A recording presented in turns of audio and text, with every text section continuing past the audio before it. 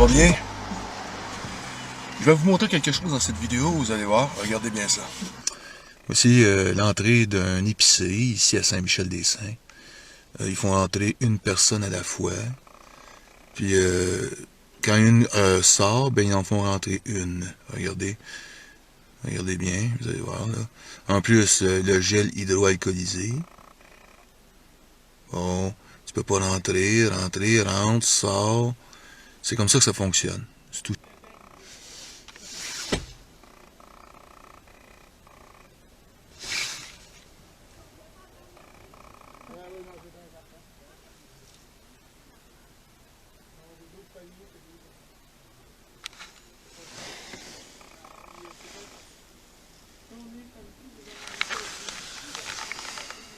Le propriétaire qui est en train de jaser à côté. Ils font des mesures d'hygiène, mais ça sert strictement à rien. Les gens, ils font autre chose après. C'est illogique, ça sert à rien des mesures comme ça. Vous avez vu? C'est quand même assez spécial, hein? Les gens vont entrer un à la fois. Évidemment, il y a des gens qui vont dire que c'est des consignes qu'on doit respecter pour éviter la contagion, etc. Bon, écoutez, moi je pense que plutôt ça aurait été mieux d'avoir une boîte de gants, un masque, donner des masques aux gens, une boîte de gants, puis ils rentrent. Ça aurait fini la job, là. Un à la fois comme ça, puis laver, puis on rentre, puis tout de kit, puis pas de masque. C'est ridicule. C'est vraiment, ça, ce qu'on vient de voir là, c'est ridicule. Au fond, les gens devraient rentrer, dire, regarde, ils toussent pas, la personne est correcte, on n'accepte pas les gens qui toussent, tout ça, tu sais, t'as une pancarte, puis tu fais rentrer des gens, puis comme ça, les gens rentrent avec des gants, puis on en fait rentrer un peu plus, quoi. En tout cas, ça c'est mon opinion. Et par la suite aussi, il y a quelque chose aussi de très risible, c'est ce que les mondialistes essaient de faire actuellement. Essayer de nous faire croire qu'il n'existe pas de traitement.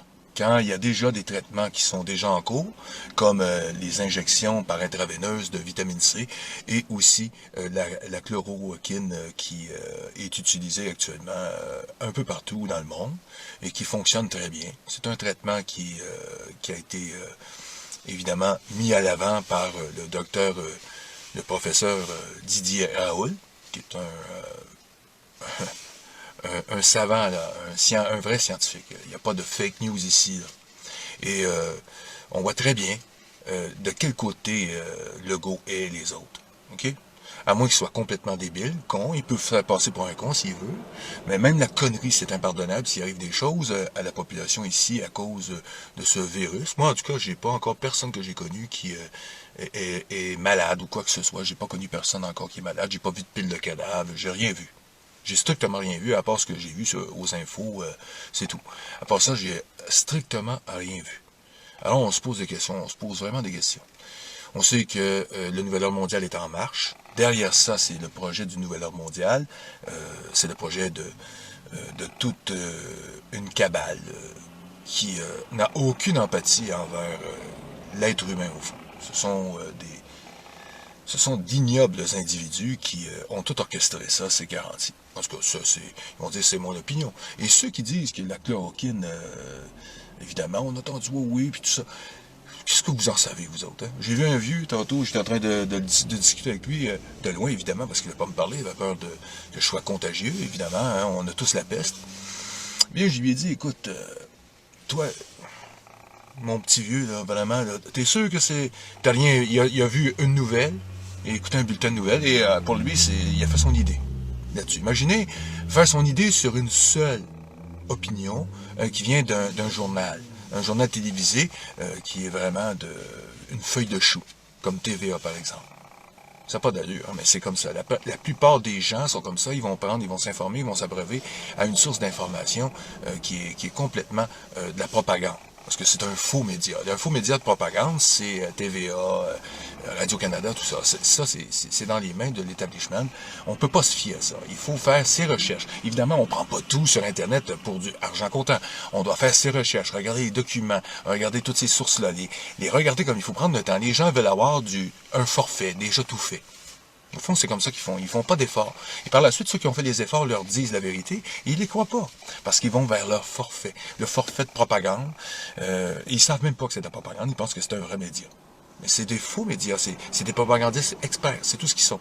Et ils appliquent des plans, ils appliquent des choses, des ordres. Ce sont, au fond, ils rentrent en conflit d'intérêts avec le métier de journaliste. Ils ne sont pas des journalistes. Au fond, les citoyens sur les médias sociaux sont devenus le vrai journalisme. Il y a plus de journalisme officiel maintenant. C'est le journalisme qui s'est démocratisé au fond. Aujourd'hui, c'est fini tout ça, c'est cette hiérarchie qui nous amène le savoir maintenant. J'ai chaud, le chameau.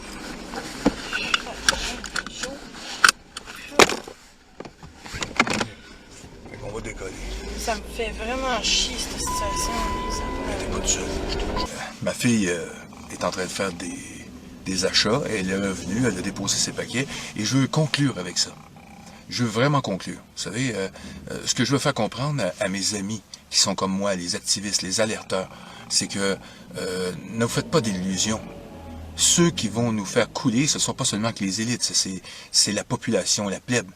C'est la population qui va nous faire couler, parce que les moutons, c'est eux qui ont le beau jeu avec l'élite. Au fond, ils ne se rendent pas compte qu'ils ont un certain pouvoir, mais ils ne l'utilisent pas. Ils vont suivre ce que l'élite veut. Ça va dépendre des pays, évidemment, mais si, malheureusement, j'espère que les gens sont plus intelligents dans les autres pays qu'ici, parce qu'ici au Québec, ça fait pitié. C'est pitoyable. C'est vraiment pitoyable à voir. Moi, ici dans ma région, c'est seulement que des moutons qu'il y a ici. Alors, si vous croyez, sincèrement, moi j'ai un doute. Je me réserve le doute de croire que nous avons réussi à vaincre le nouvel ordre mondial. Parce que le troupeau va être guidé. Et nous, on ne fait pas partie du troupeau, là. Allez pas croire ça. Nous, les activistes, les alerteurs, les activistes sont considérés comme des complotistes.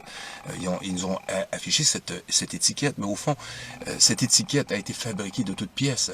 Le grand défi pour eux, ça a été, quand l'Internet a commencé à apparaître, au fond, au milieu des années 90, ça a été de faire en sorte que le mot complot devienne tabou. Et que par la suite, on ait une étiquette, que les comploteurs qui sont eux-mêmes, aient la vie facile. Et que nous l'ayons difficile, justement, pour pouvoir s'exprimer face à ça. Alors, n'allez pas croire aussi que ces gens-là ont tout laissé au hasard, là. Non, c'est des calculateurs, de froids calculateurs, ils ont tout planifié depuis très longtemps, et ils vont réussir si, évidemment, les gens sont comme ici. Moi, ici au Québec, c'est triste à dire, mais ma population, mes semblables, mes compatriotes, sont littéralement des moutons. Des moutons, c'est des colonisés. Comme disait Michel Chartrand, feu Michel Chartrand. Je lève mon chapeau, Michel. Si tu verrais ça aujourd'hui, je pense que... ou mon oncle, Louis Laberge, je pense qu'il se tournerait dans sa tombe, les deux.